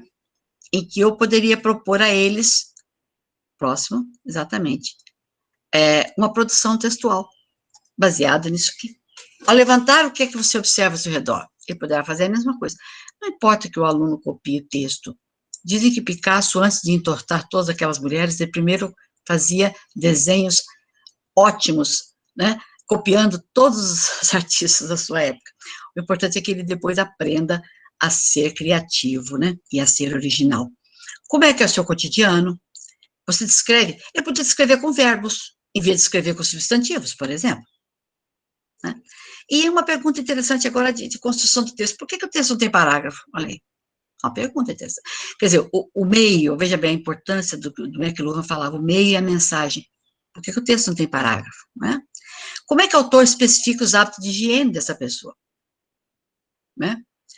Qual a intenção do autor? Eu sei que você disser, mas não é possível achar a intenção. É sim, pelo que ele fez no texto. Não porque estava na cabeça dele, não interessa para a gente. O que ele mostra no texto. A temática, né? Manter algum hábito que possa prejudicar a saúde, pois isso aí já é politicamente correto. Eu ia falar do fumo, né, do cigarro. É um homem ou mulher? Parece que não, mas isso é importante, está na construção do texto. Provar isso tudo com o uso, a escolha lexical. Né? E ainda podemos partir para aspectos discursivos situacionais, se nós quisermos. Por exemplo, que conhecimentos prévios ajudam o leitor, por exemplo, a identificar que é uma pessoa que trabalha no escritório, por exemplo, que ele trabalha na cidade, né, e não no campo. Né? E como é que nós sabemos que há um dia inteiro aí? Manhã, tarde e noite. Ele volta para a travesseira à noite. De manhã pega o chinelo. Então, nós temos aquele cotidiano. E ele já deu o nome de circuito fechado. Por quê? Então, o título é importante, tudo faz parte daquilo que nós chamamos de unidade semântica de sentido. O texto é uma unidade semântica de sentido. A rotina dessa pessoa é estressante, você percebe que ele fuma muito, ele corre muito, né? Enfim, nós podemos tirar derivações de sentido e aí pode deixar o aluno viajar, não faz mal. Ele primeiro tem que entender aquilo que todo mundo está entendendo. Veja bem, o texto não é só invenção. Nós temos que todo mundo entender a mesma coisa, porque é um texto de linguagem, é um texto obedecendo a regras de composição, é uma descrição de um cotidiano. Então, ninguém pode falar que ele está indo à lua aí, isso é loucura. É isso que faz a incoerência. Mas depois que ele estiver aí, entendendo essa parte básica, aí pode viajar. Quanto mais viajar, melhor, porque o texto é livre. Nesse caso, interpretação livre, e outras decorrências que o aluno pode ter, né? Pois bem, pode passar para o próximo. Né? Veja bem, além dessa proposta de texto, eu trouxe algumas outras que acho que são importantes, que você já deve fazer, mas eu pensei no seguinte, hoje, sobretudo com a facilidade da internet, né? Pesquisar fábulas. Eu joguei, por exemplo, a Cigarra e a Formiga, ela tem várias versões. Tem a fábula de Esopo, depois tem de La Fontaine, tem de Monteiro Lobato, Milor Fernandes, Fábulas Fabulosas, né? E cada uma delas tem uma concepção diferente. Monteiro Lobato não é igual a La Fontaine, não é igual a Milor, de jeito nenhum. Então, isso prova para o aluno que a moral da história pode ser composta dependendo, né, da intenção do autor. Eu posso pensar que a cigarra cantou o verão todo, né, quando chegou no inverno, foi procurar ajuda da formiga, e a formiga diz, vem, querida, você nos alegrava tão bem com a sua música, né? Parece que essa é a versão do Monteiro Lobato. Mas a versão do Esopo disse, não, você brincou, cantou o ano todo, agora dane-se, né? Vai ser, continua tocando seu violão. Enfim, eu poderia comparar a moral de cada história, propor um outro final, uma moral diferente, o aluno poderá montar, e ele pode produzir também uma fábula. Não precisa ser só com animais, poderia ser com pessoas também. Eu sei que quando é com objetos, chama-se apólogo, mas tudo bem, apólogo, fábulas são muito parecidas, todo mundo conhece o famoso apólogo da agulha e da linha do Machado de Assis, né? E hoje aproveitar, porque a internet e os meios digitais nos trouxeram muitos novos gêneros, chamados gêneros digitais, né? Posts, né? Blogs, redes sociais, tweets, né? Comentários, né? E etc, etc, resposta em WhatsApp, enfim. Mas é preciso que seja analisada uma coisa importante, né? A etiqueta exigida em cada texto, né? A necessidade de ter argumentos e não ficar falando só abobrinha.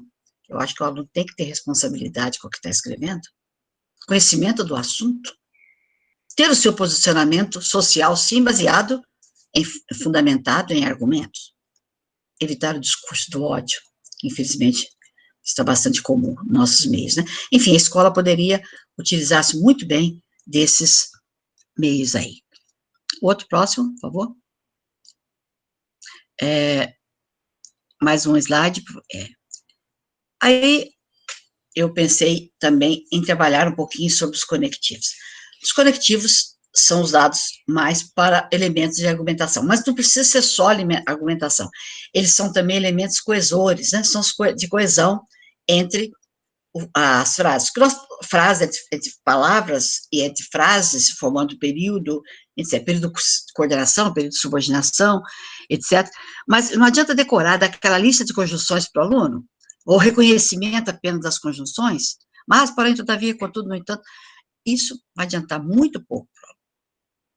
Nós temos que enfatizar aspectos sintáticos e semânticos dos conectores. As conjunções usadas no discurso da interação, nos vários textos com funcionalidade argumentativa. Sobretudo os textos argumentativos, o aluno terá que usar mais os chamados conectivos. Então, em vez de, novamente, né, classificação dos elementos, a gente que manda decorar as conjunções, reconhece as conjunções na frase e acabou a aula. Igual aquela aula de artigo, né? O, a, os, as, uns, Pronto, acabou a aula de artigo. Não se adianta isso. Né? Ou aposto vocativo, só para o aluno confundir o resto da vida.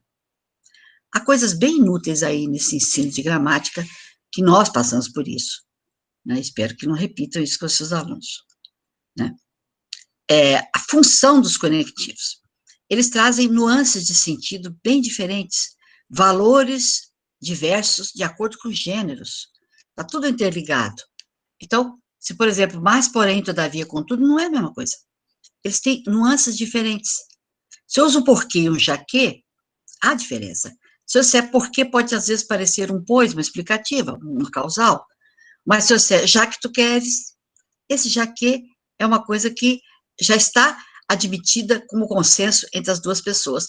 Então, eu não posso, de forma nenhuma, questionar. Já que foi assim, né? Olha o já ajudando aí também, né?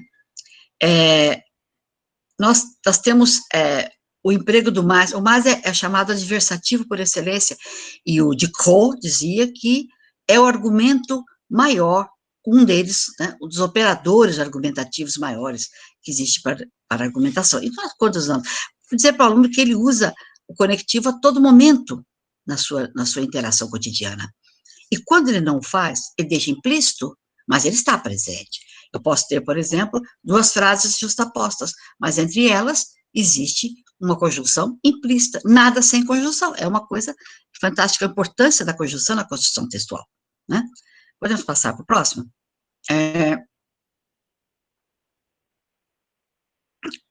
O próximo slide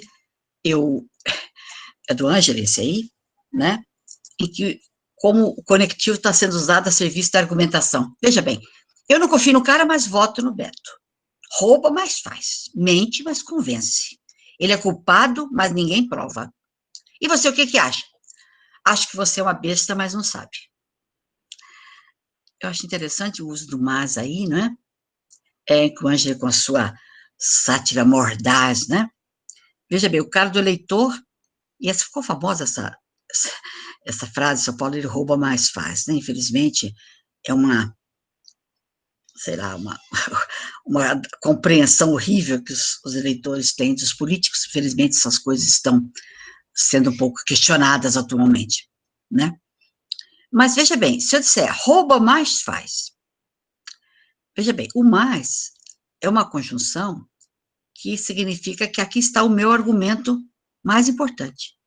Eu poderia passar por uma concessiva, embora roube, faz. Então, dentro de uma conjunção, né, uma coordenativa, por exemplo, eu tenho também uma construção concessiva aí dentro. E importante, a fazer aqui para ele é mais importante, convencer é mais importante do que mentira, é culpado, mas ninguém prova. Então, vocês vejam que ele está elevando alguns argumentos aqui como defesa da sua tese. Enquanto que o outro diz, você é uma besta, mas não sabe. Esse foi o final aqui. Né? Será que teria uma diferença se eu falasse faz, mas rouba? Trocando simplesmente esse conectivo aí. Veja bem, agora faz, que seria o argumento, né? Uns argumentos secundários, mas rouba é a minha tese principal. Então, onde houver mais, é onde está a minha tese principal. Veja como o aluno poderá tirar proveito desta frase aqui. Né? É apenas uma pequena amostra, né? Do como os conectores, chamados conectores, porque nós temos também conjunções e também temos elementos adverbiais que funcionam, temos expressões conjuntivas. O nome conector é um pouco mais amplo, mas pode usar o nome conectivo sem nenhum problema. Né? Pode passar para o próximo? Eu teria ainda um outro texto para comentar com vocês. Eu tenho mais 15 minutos, não é isso, Eduarda? Tá bem, então mais 15 minutos eu vou terminar. Eu quero mostrar ainda o uso agora de um texto que quase não tem conjunção. Aquilo que eu falei, são orações muitas vezes justapostas, mas o conector está oculto, está implícito. Não sei se vocês se lembram, isso aí foi capa da Veja, uma reportagem da Veja, em 1989. Agora, recentemente, eles retomaram isso aqui, de recentemente, que foi em 1917, quando completou 25 anos. É aquele chinês que está vivo, ele deu uma entrevista, até a própria Veja também, né, quando ele enfrentou uma coluna de tanques, né, ali na China, logo depois do regime ditatorial lá, ter massacrado os estudantes na praça lá celestial, na praça principal. E ele veio enfrentar essa coluna de tanques que estava fazendo seu desfile militar. Né? Esse texto, que foi uma reportagem, mas ao mesmo tempo, para mim, parece uma crônica, né? Em que o autor, ou autora, não sei quem fez o texto, está como se fosse um jornalista, mas não aparece o autor desconhecido, e que ele faz uma descrição, repete as palavras, não há problema de repetir palavras, não pode dizer para o aluno que não repita palavras, depende da finalidade disso, né? Pode passar para o próximo, vamos ver o texto, então, chamado O Homem da Camisa Branca.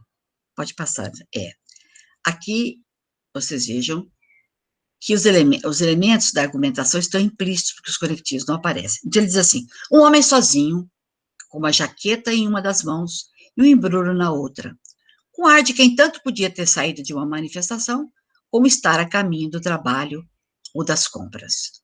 Ou seja, um anônimo. Um homem de camisa branca e calças pretas. Um chinês, no oceano de 1 bilhão e 100 milhões, hoje já são mais, né, de chineses. Um desconhecido, sobre a montanha de cadáveres com a qual o regime chinês reafirmou sua tirania na semana passada, ao reprimir com punho impiedoso os estudantes reunidos em nome da democracia na Praça da Paz Celestial. Esse cidadão anônimo fixou uma imagem poderosa. Durante 6 minutos da manhã da última segunda-feira, o homem da camisa branca brincou de dançar com a morte. Sozinho, em plena avenida da Paz Eterna, ele enfrentou uma coluna de tanques.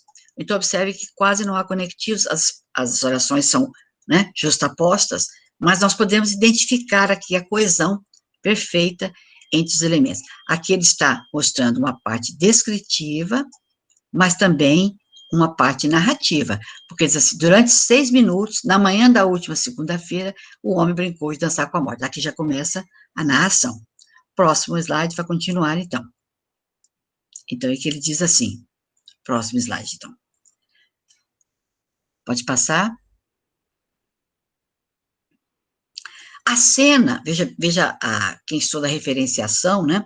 Esse chamado encapsulador é que ele vai retomar o parágrafo, são 2 parágrafos, o parágrafo anterior, na palavra cena. A cena foi registrada pelas câmeras da televisão americana e estarreceu o mundo inteiro, estava sendo transmitido para o mundo inteiro, né? De frente para o tanque que liderava a coluna, o cidadão desconhecido parou uma fileira de 23 mastodontes blindados. Em seguida, subiu no primeiro tanque. Por que vocês estão aqui? Gritava. Sem resposta, desceu. E continuou na frente do Urutu chinês.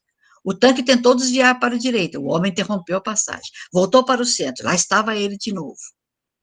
O balé letal só terminou quando o grupo de pessoas tirou o toureiro de tanques do meio da avenida. Observe quantos adjetivos foram utilizados para descrever, né? Quer dizer, adjetivos e que são substantivados, mas não importa, né? Mas, por exemplo, o toureiro de tanques, ele estava brincando com o tanque, como o toureiro faz com o tanque, com o touro na arena, né? E lá em cima ele começa como, voltando ao anterior, por favor, volte um pouquinho anterior. Ele começa com um desconhecido, pode voltar o slide anterior, um homem sozinho, depois uma jaqueta, vocês percebem a importância do artigo indefinido aí. Um homem de camisa branca, um chinês, né? Mas, logo em seguida, ele começa sobre a montanha de cadáveres, tá? Aqui, esse cidadão anônimo, observe a importância do pronome demonstrativo aqui, que ele vai trazer o cidadão mais perto do leitor. Esse significa aquilo que eu estou vendo ali. Isso é um processo de aproximação, né? E lá em cima ele é um anônimo, né? Mas tem uma hora, esse cidadão anônimo, depois o homem da camisa branca, vocês veem que agora ele já ficou determinado, definido, porque agora nós conhecemos bem, né? Ele enfrentou a coluna de tanques. Então, olha a importância aí com o aluno perceber a construção das classes gramaticais, porque o aluno decora aquelas classes gramaticais lá a vida toda. Quando chega no texto, ele não é capaz de reconhecer, porque ele não sabe a funcionalidade que é um adjetivo e um substantivo, né? E como isso é importante para o andamento, para a dinâmica do sentido. Voltando aí do segundo slide, pode passar, né? Ele começa a descrever aqui a cena, né? Observe que tanques viram a escolha dos chamados a substantivos e adjetivos também é fantástica. Aqui, mastodontes, que são gigantes, elefantes gigantes pré-históricos, né? O tanque, novamente, é chamado depois de urutu. Você observa que o urutu é uma cobra venenosa, que, aliás, dizem que é um tipo de tanque menor. Parece que o Brasil exporta esse tanque. Ele é muito rápido, ele é ágil, e por isso que é chamado de urutu, porque ele é rápido como uma cobrinha rápida, super venenosa que existe. E, novamente, ele volta a falar do tanque, né? E eu achei interessante a descrição do balé letal. Nós vimos que é um balé mortífero, né? Porque ele poderia ser a qualquer momento, eles podiam passar por cima dele, né? Só não passaram porque estava sendo transmitido para o mundo inteiro. E, no final, ele, que era um desconhecido, se tornou o toureiro de tanques no meio da avenida. Vocês percebem que eu poderia ter colocado vários conectivos aí se eu quisesse, né? Por exemplo, por que vocês estão aqui? Gritava. Porque não obteve resposta, desceu. Ou então, ele não obteve resposta, então, desceu. E continuou, não tem nada, qual o problema de começar a frase com e, sem problema não, ou podia botar uma vírgula, desceu, mas e continuou na frente. O tanque tentou desviar para a direita, mas, olha o mais aí, o homem interrompeu a passagem, voltou para o centro, mas ele estava lá de novo.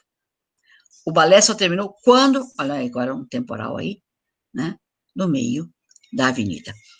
É só para mostrar a vocês a importância do reconhecimento do vocabulário, da escolha lexical, do campo semântico, porque nós temos aqui, podemos fazer de um lado o campo semântico só dos tanques, do outro lado o campo semântico só do homem da camisa branca. Nós teríamos o contraste aí formando, né, o conteúdo desse texto. Pode passar mais um? Eu não sei se já terminou, mas eu acho que é para mostrar um pouquinho, né, que como é que poderia, então, fazer esse estudo mais dinâmico dos conectores? Né? Primeiro, identificar as conjunções frequentes dos cursos escrito ou oral. Nós temos diferenças da escolha. E por que eles usam, às vezes, um conector apenas? E não podiam variar, são vários, né? A posição que eles ocupam na frase, nós acabamos de falar do começo, meio e fim da frase. Por que o porém pode ser colocado e o mas não pode? Existe uma regra para isso? Né? As mudanças de sentido, se eu troco o conectivo por outro. Importância também de mostrar o sentido semântico aqui. Dentro do mesmo campo semântico, mas, porém, todavia, contudo, não obstante, o uso da correlação, quase que não é estudada a correlação, são dois conectivos, né? Não só, mas também, olha, uma correlação coordenativa. Eu digo tanto que essa ligação entre esses conectivos é tão forte que eles aqui vão dar, por exemplo, a minha argumentação. Falou tanto que me deixou com os ouvidos doendo, né? Uma consecutiva, ou porque falou muito, que é uma causal que está lá. Não só, mas também, aí nós temos algumas vozes dentro desse texto, né? Não só isso que você está falando, quer dizer, eu estou negando uma voz do outro, no processo de polifonia.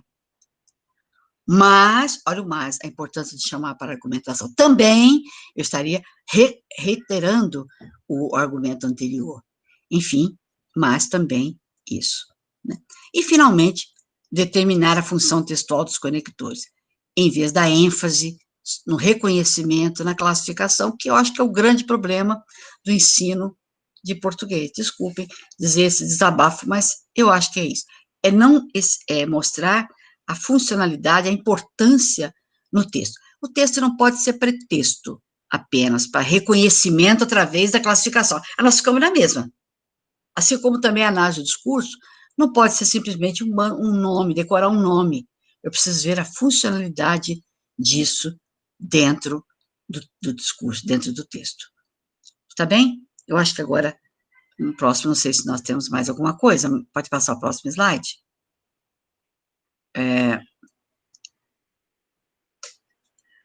Eu acho que terminamos por aqui, né? Porque eu queria deixar a vocês aqui, né, o meu agradecimento por estar ouvindo até agora, e espero que tenha feito vocês cócegas no raciocínio de alguém aí, para aproveitar e leiam mais sobre que vocês leiam mais sobre a coordenação, a subordinação, né, a linguística textual, a análise do discurso, há muitas coisas boas aí, e, sobretudo, coloque em prática com a criatividade de cada um, porque uma coisa que eu acho fantástica, e sempre aprendi e repito, o professor é um bicho muito criativo, e se ele enfrenta tantas adversidades no ensino, e agora, muito mais nesse tempo de pandemia, eu tenho certeza que um novo normal, né, nós temos que levar adiante a nossa missão, tá? Obrigada, então, tá? Agora, ficarei disposto para as perguntas, se acontecerem, tá bem? Pois não, Eduarda? Acho que eu fui pontual, né? Foi muito bom, adorei. Obrigada, Sara. Agora a gente tem esses 30 minutos finais, se alguém quiser fazer algum comentário ou tirar alguma dúvida, fazer alguma pergunta, pode usar o chat e escrever, tiver algum relato também, compartilhar alguma experiência. Nós estamos com esse momento aberto aqui para todos e todas. Eu gostaria de ouvir até algumas experiências aí que vocês estão passando por nesse momento, né? Pode ser de escola pública, escola particular, não importa aí, ou que você esteja como estagiários, enfim, eu não conheço vocês, mas eu acredito que todos estejam envolvidos, talvez até com sobrinhos, parentes, né? Filhos, enfim, passando por esse momento. Eu gostaria de ouvir um pouco também o retorno de vocês, eu agradeceria muito. Sim.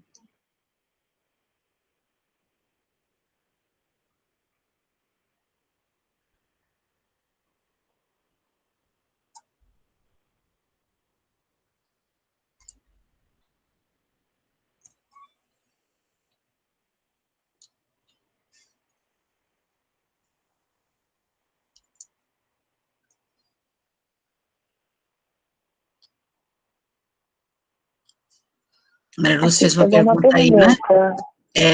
Como estimular a leitura no momento tão terrível da pandemia, né? Maria Lúcia, né, seu nome? Eu não estou podendo dizer aqui qual a situação de cada um, né? Mas você deve estar falando em contato com seus alunos em casa, né? Nós estamos passando problemas tão complicados, porque que eu acredito que as reações têm sido muito diferentes, né? Porque as crianças ficam chateadas, não aguentam mais do que 40 minutos, meia hora, não é como o caso nosso aqui, de ficar realmente dentro, à frente da telinha do computador, né? Há uma série de problemas. Mas eu acredito que, dando para eles tarefas instigantes, como eu dei o exemplo aqui, né, de começar com textos menores, com textos, não precisa ser um livro inteiro, por enquanto, né, que seja um livro de contos, ou com livros que sejam, dependendo da idade, da faixa etária de cada um também, né, ou que eles procurem na internet, por exemplo, textos, e que comentem os textos. Eu acho que seria mais interessante que eles procurassem, porque uma coisa bastante interessante que a gente tem ouvido, o professor não pode mais, pelo menos nessas novas tecnologias que nós estamos enfrentando, ele ser a única fonte de conteúdo, a única fonte de informação. Esse professor, no futuro, ele já está ultrapassado. Talvez com essa gama de conhecimentos cada vez maior, e que os alunos tenham acesso muito rapidamente, né? É preciso que nós respeitemos essa busca, portanto, do interesse deles, né? Mas que o professor vai ser muito mais o organizador dessa gama de conhecimentos, e talvez aí sim, responsável pela formação desse alicerce cultural contínuo do seu aluno. Aquele professor que se julga como o único responsável pela fonte de conhecimento, eu acho, desculpe, que ele vai ficar ultrapassado. E também, quando se pensa em fazer um estudo gramatical a partir do texto, é preciso, como Geraldi também disse, é preciso que o professor esteja mais aberto à flexibilização dos conteúdos. Não pode mais ficar preso a ter que fazer aquilo que o livro didático está mandando. O livro didático é um grande aliado do professor, mas ele não pode ser o único, né? Ele terá que fazer exatamente isso, uma adaptação ao texto, porque o texto já vem com os seus elementos gramaticais ali. Então, ele vai ser grande, escolher o texto, né? Escolher uma adaptação desse texto ao conteúdo que ele estiver dando, enfim, eu acho que, e com essa capacidade que o aluno tem, de ele também criar em cima do texto, quer dizer, que o texto se torne importante, e não que está no texto, tem que ser isso, não, use o texto como elemento de criatividade.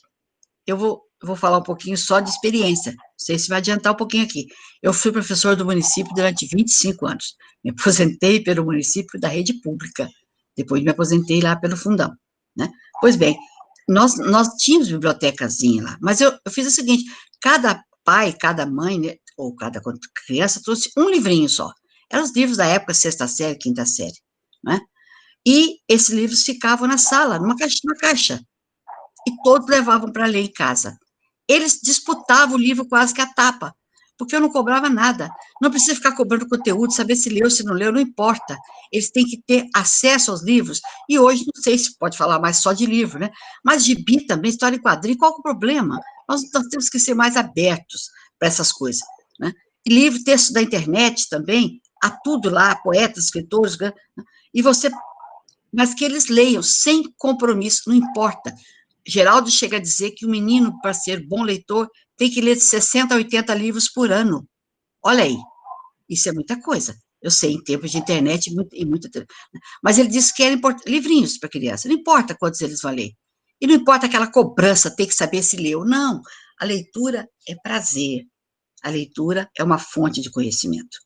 Eu acho que nós temos que despertar para isso. E se o professor também não for um leitor, desculpe, mas ele jamais vai, né, incentivar os seus alunos, porque ele também não gosta de ler. Como é que vai ser? Isso é meio complicado, né? Espero ter respondido. Mais alguma pergunta que surgiu aí? Temos aqui, a Mônica falou o seguinte, ó.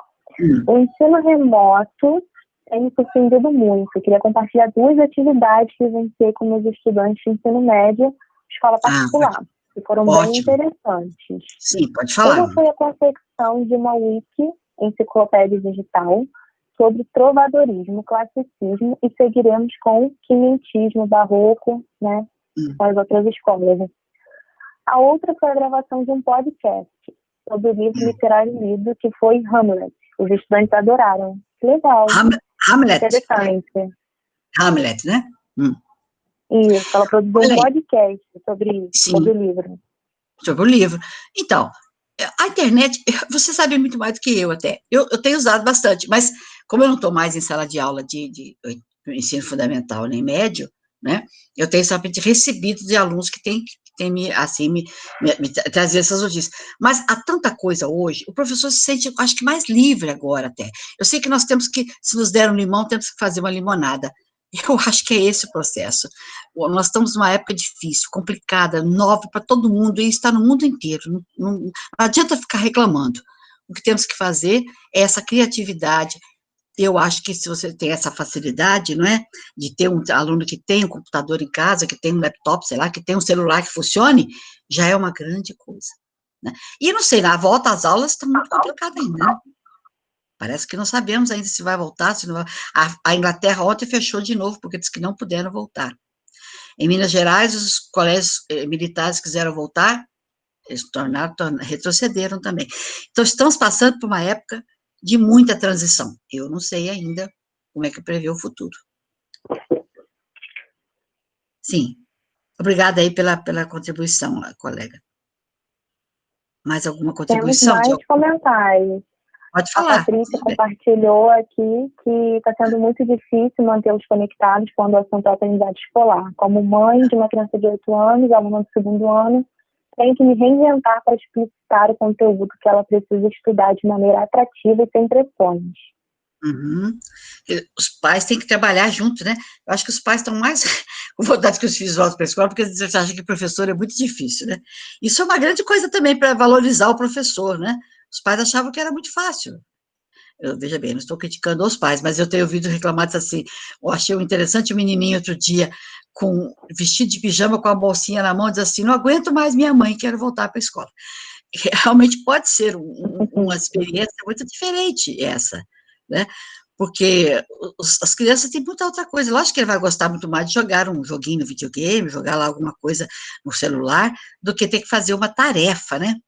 Não sei se devia chamar tarefa. Olha, até a palavra é horrível. Devia ser uma coisa de pesquisa, de busca de interesse, alguma coisa agradável para ele, né? Não sei se é por que o ensino tem que ser tão maçante, não é? Não sei. Acho que isso é culpa nossa também, né? Nossa, que eu digo de toda a sociedade, tá? Tá bem, mas obrigada aí, você com 8 aninhos, eu imagino. 8 aninhos, eu imagino. Sim. A Ana Paula falou o seguinte: eu gostaria de parabenizar a professora Maria Aparecida pela clareza e objetividade da apresentação. Sou professora de língua portuguesa da Rede Municipal de Vila Velha, no Espírito Santo, 8º e 9º ano. Olha, e como a senhora pontuou, muitos alunos não têm acesso à internet ou usam o celular dos pais. Nós estamos conseguindo atingir os alunos com as atividades remotas por meio da entrega das atividades impressas pela escola. Também, né? Pois é, eu participei, Ana Paula, de há uns 20 anos eu já participo de ensino à distância, né? E tive uma experiência no Exército muito interessante.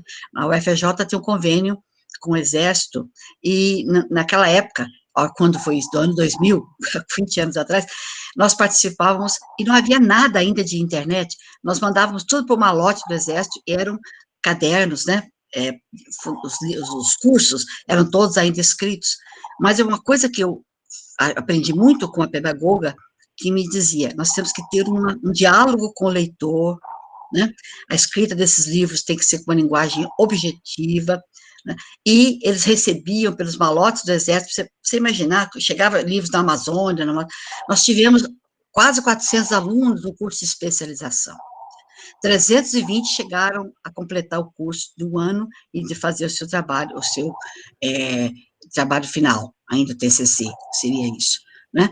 E depois eles recebiam os malotes, recebiam os cursos, e depois tiravam dúvidas por telefone. Imagine, naquela época na internet nós tínhamos direito, as internets eram uma coisa esquisita aqui no Brasil, né? Se vocês são muito jovens, não passaram por isso. Mas olha, o curso funcionava ainda no papel. É como você disse aí, tem que ser criatividade. Se não tem cão, caça com gato, né? Enfim, nós temos que fazer isso de forma mais objetiva. Eu sou do tempo que ainda estudava na roça, né? A professora tinha que dar aula para primeiro, segundo, terceiro ano ao mesmo tempo. E ela conseguia. Isso é uma coisa complicada mesmo. Tá bem, prazer, obrigada por ter participado. A Amanda também compartilhou o relato dela, e ela falou assim, ó, trabalho em escola particular, dando aula para crianças de 5, 6 anos. Eles estão em fase de alfabetização e letramento. É uma luta diária como professora ter de reinventar o planejamento e criar formas de ajudar essas crianças nesse processo. Tive de adaptar uma parte da minha casa para dar aula e gravar. Aprendi a editar vídeos e hoje sinto que evolui muito como profissional. Pois é, quem sabe daqui a pouco você pode virar até cineasta, não é? Olha, o professor, como eu falei, adaptações, né? Adaptação. Agora, a alfabetização, eu acredito que seja mais difícil mesmo. Mas você deve ter, como professor de alfabetização, muitas atividades, né? Interessantes para a criança, e eu acho que tem que partir, que não é uma aula, tem que dizer para eles que aquilo é uma brincadeira, qualquer coisa assim, que você, olha, nós estamos aqui na frente do computador, mas vocês estão brincando. Quem sabe eles fazendo trabalhinhos em casa, com os pais ajudando em isopor, essas coisas todas que vocês fazem muito bem, né? E, como você falou, criatividade, não deve ser fácil. Eu tenho uma grande admiração por vocês. Eu acho que um dia nós chegaremos a rir desse tempo, né? Esperamos que isso passe logo. Obrigada pela contribuição. A Luciana falou o seguinte, talvez a leitura de um livro, quadrinhos, etc., a cada bimestre seria mais válido que um monte de tarefas só para serem cumpridas. É uma sugestão, né? Sim. Pode repetir essa última parte aqui? Em vez de tarefas... Ela sugeriu que, em vez de passar um monte de tarefas, sugeriu a leitura de livro, quadrinho, etc. Aquilo que eu comentei aqui, né? Eu fazia daquilo lá uma atividade dessa classe, tudo bem. O aluno levava para casa e lia. É muito interessante que eu vi um menininho brigando com o outro assim, você levou o cabo de vassoura, lembra a memória de um cabo de vassoura? E não devolveu até hoje? Está aqui marcado no caderninho, já está uma semana com o livro. Eles brigavam por causa dos livros. Mas eu não cobrava nada, eles apenas liam. E um comentava com o outro. Aí nós fazíamos depois discussões assim do que tratava as histórias. Olha, qualquer coisa. Eu acho que o que é válido ainda para a criança, isso, quanto tempo tem isso, meu Deus, 30 anos, nem sei. Mas os alunos continuam a mesma coisa. E hoje, com a internet, vocês devem ter muito mais possibilidades de interagir, né? De aproveitar o intertexto. O intertexto seria a ligação de um texto com outro, rapidamente, assim, passagem de um texto para outro. A formação, o próprio vídeo, né? O aluno construir vídeos, fazer selfies, fazer lives, enfim, que eles trabalhem. Eu acho que isso aí é o grande, nesse momento, talvez seja a melhor coisa, porque nós não sabemos até quando nós vamos com isso, né? Eu acho que parabéns aí pela sugestão.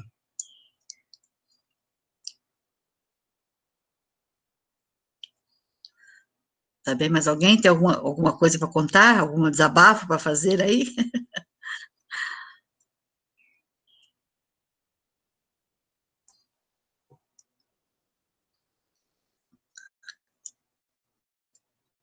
Bem, se ninguém tiver mais nenhuma sugestão, nenhum assunto, podemos encerrar então, não é, Eduarda? Se você quer falar alguma coisa mais? Isso. Nós temos mais 2 comentários aqui, da Ah, sim, Patrícia. pode ler. Sim. A Patrícia falou: ótima contribuição para a nossa formação, professora Maria Aparecida. Como estudante e mãe de aluna, agradeço a oficina. A gente agradece a presença. Muito obrigada, nós agradecemos, exatamente. Tenho o maior prazer de falar com vocês aqui, tá? A Luciana também fez outro comentário, né, falando que é hora de repensar a educação. Não está sendo um ano perdido, mas sim um ano para perceber a educação como mudança. E se isso tudo não passar. Eu acho que não é só educação, não é? Você está dizendo educação porque interessa para nós, mas todo o modo de vida, né? O modo de refletir. Muita gente está pensando, para que eu tenho 20, 30, 40 pares de sapatos se eu não posso sair de casa? Veja bem, há certas coisas que a gente pode repensar, né? Esse excesso de consumo, de simplesmente roupas, eu tenho lido muito sobre isso, né? Há poucos tempos, uma grande, até atriz de novela, essa eu acho interessante, eu não estou mais saindo de casa e continuo recebendo todos os cartazes e as roupas da Louis Vuitton, não estou falando de mal de nenhuma delas, não, eu já preciso viver isso, mas da Chanel, que ela pode comprar, né? Então, assim, eu não sei o que é, estou mofando no armário. E realmente é uma coisa que a gente pensa, ideias novas, né? Ideias velhas, precisamos modificar, precisamos mudar. Eu acho que essa mudança faz bem para todo mundo, em qualquer época. Por isso que o Boaventura diz que é uma pedagogia do vírus, interessante, uma pedagogia que está nos mostrando, né, para refletir, né? E, sobretudo, a importância, eu acho que temos que botar a importância da linguagem, porque o aluno presta muito pouca atenção na linguagem, no meio de comunicação, né? E a coisa mais importante que eu acho que o ser humano tem é, realmente, a linguagem, a comunicação. Se não tiver isso, não serve para nada, né? E nós fazemos, às vezes, do estudo da linguagem, um estudo maçante, que o aluno diz, eu não gosto de português. Não, se ele não vive sem a linguagem, né? Quer dizer, nós passamos muito mais a importância desse veículo fundamental que é só do ser humano, né? Nós somos seres da linguagem, somos seres da comunicação, e tudo se faz por meio dela, né? Um processo de semiotização do mundo, quer dizer, nós conseguimos traduzir o mundo sempre com palavras, por mais que sejam imagens, seja som, música, qualquer coisa, mas atrás de tudo isso está a palavra, né? E eu acho que as religiões elogiam muito, né, a palavra de Deus, mas eu acho que não precisa ser só a palavra de Deus, é a nossa palavra também, né, a importância da comunicação, é isso que tudo, e Deus comunica muito bem com os seus homens, né, através da palavra. Eu sou um ser da palavra, sou suspeita para falar, mas eu acho que é isso mesmo, né. E olha, uma coisa interessante que o Fiorino falou, Deus fez o mundo com um ato de fala, faça-se a luz, quer dizer, Fiat Lux, né, faça-se a luz. Então, parece que até para existir alguma coisa tem que haver a palavra. Sem a palavra, nada existe. Né? É isso aí. A Rose perguntou se a gente pode disponibilizar esse material para os participantes aqui do sim, não tem problema. Para mim, tudo bem. Não sei, você falou que isso vai ficar disponível, não é isso? Para as pessoas acessarem, né? Isso. Mas eu vou mandar aqui agora. Ela está querendo saber dos slides? Dos slides, é isso que ela está querendo saber? Isso. Não tem problema nenhum, não. A gravação vai ficar disponível no canal do YouTube. Eu vou mandar o link aqui no chat do canal para vocês salvarem. Depois, se vocês quiserem assistir a esse e aos outros mini cursos também, que aconteceram simultaneamente. Pode fazer propaganda, não tem problema, não. Sim. Eu posso enviar por e-mail. O slide eu posso enviar por e-mail por e-mail cadastrado na inscrição de vocês, os participantes. Tá certo. Tá bem, então. Tá bem? Mais alguma coisa? Tem mais um comentário da Luciana, que ela é da Rural. Temos 10 minutinhos. não conhecia a professora. Ela teria uma rede social para nós acompanhar no seu trabalho? Eu adorei todas as colocações. A senhora tem alguma rede social para a gente acompanhar? Oh, meu Deus do céu, eu não sou muito boa nisso aí, não.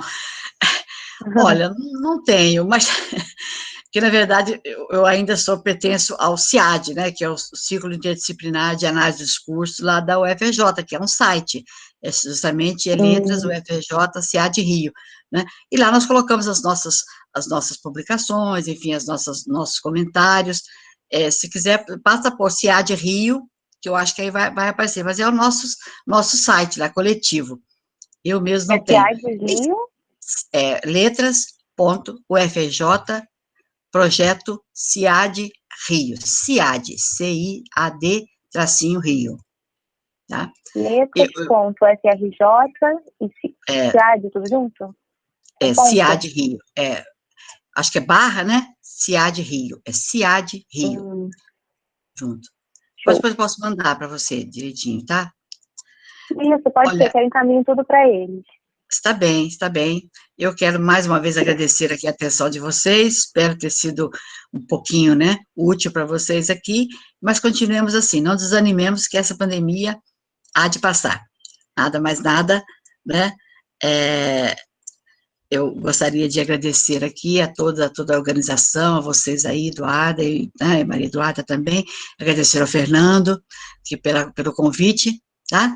Desejo aí uma boa tarde para todos. Está bem? Boa noite. A gente agradece a participação de todos, da Aparecida, um curso maravilhoso. Obrigada e boa tarde a todos e a todas. Tá bem. Gente, tchau. Eu gostaria de falar uma coisa. Pouquinho? Tá me ouvindo? Estamos sim. Então, tem 3 pessoas que não enviaram o nome completo, mas constam aqui que estão na reunião. Eu não sei se as pessoas deixaram o celular e saíram, não leram o chat, mas se você é uma dessas 3 pessoas, Alcione, Bruna e Isabela, envie o seu nome completo no chat, por favor. A Alcione já mandou, já salvei aqui.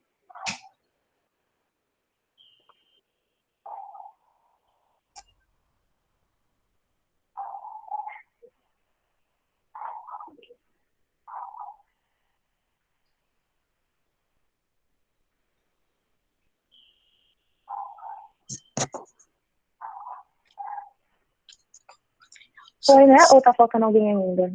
Assinar. A Bruna e a Isabela. Aparecida, se a senhora quiser sair da chamada, já pode, tá? Tá liberada. Tá ótimo, então. Muito obrigada, gente. Boa tarde, tá? Eu que agradeço. Obrigada a você.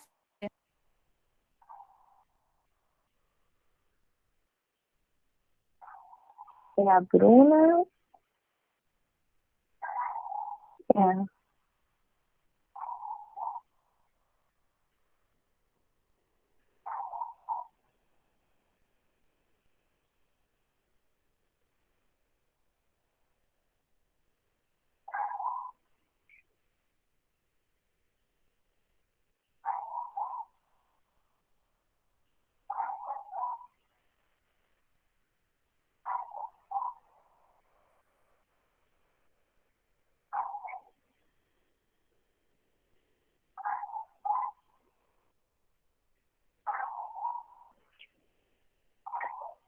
Hoje Isabela não. Brito está ainda aí?